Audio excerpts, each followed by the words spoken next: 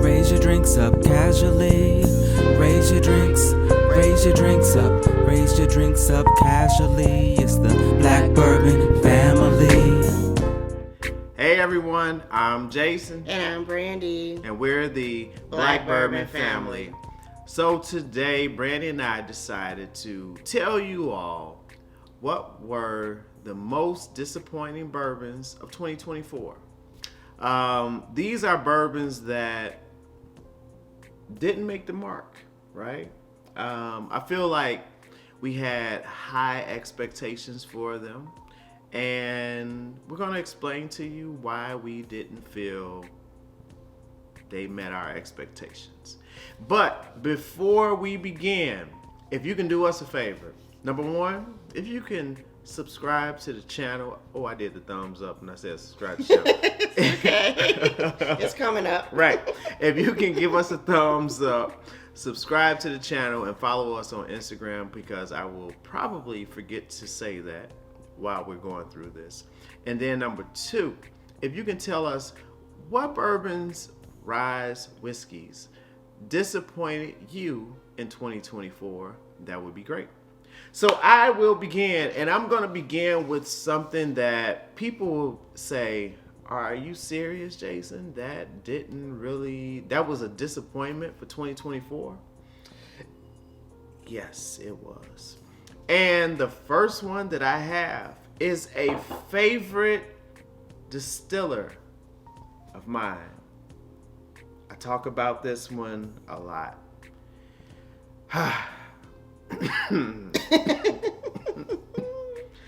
But Old Forester Single Barrel Rye, I was trying to make, and you all can see, look, I had a lot of this.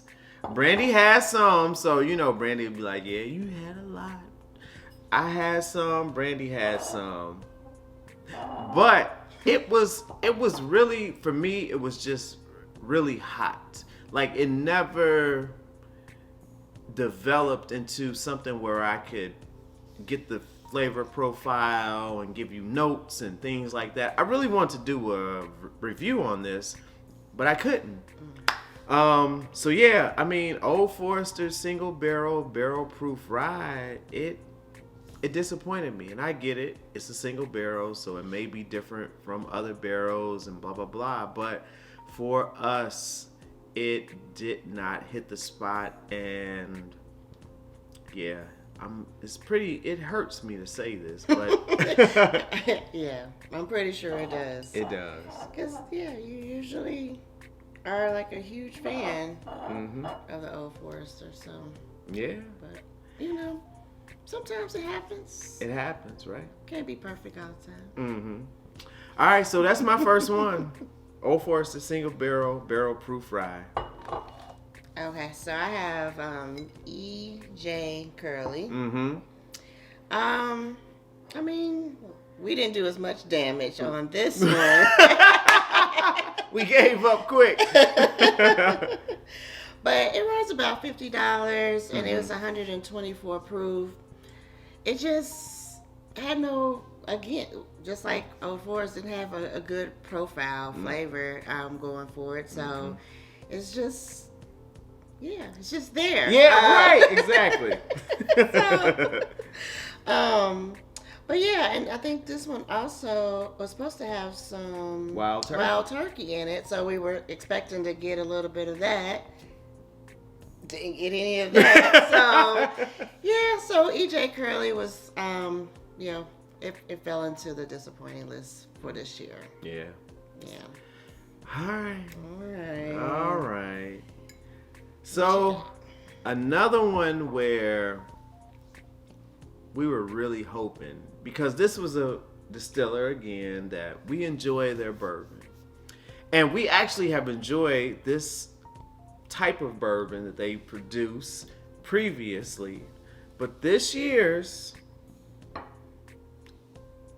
didn't hit the spot. Peerless Double Oak. I don't know. And as you can see again, Brandy gonna try to point the finger at me. like it didn't hit the spot, but you sure did drink most of it. I was trying. Guess he was getting his money's worth. Right? Yeah, right. You got to get your money's worth. Right. But it didn't. I mean, it was one of those where, to me, for this one, it was just very young. And I was trying, I don't know, because they don't provide like the youth or the age of the bourbon, I should say. But it was one of those ones where I was trying to get the good richness that Brandy likes to mention, the sweetness and the spice or whatever. And you get some of those things, but it was one of those where I'm just like, it just fell flat. I didn't really enjoy it. I mean, I'll say this. This was maybe $80, right? And so for $80, you're thinking, I'm gonna get a very good bourbon where it may not be the best bourbon I've ever tasted, but it's gonna be something that I enjoy. And I'm like, all right, let's go back to it. And we killed a bottle. We had one of these before, and it was just like that. But for this one, it didn't do it. Let me know, you all, have you tried this Peerless Double Oak or any of the ones we've tried, and what have you tried that was disappointing? But yeah, this one didn't really work. I don't know. Y'all buying it. All right. So the next one we have is the Fortuna. It's the Kentucky Straight Sour Mash. Mm-hmm. It was selected and bottled by Rare Character, and it's 102 proof.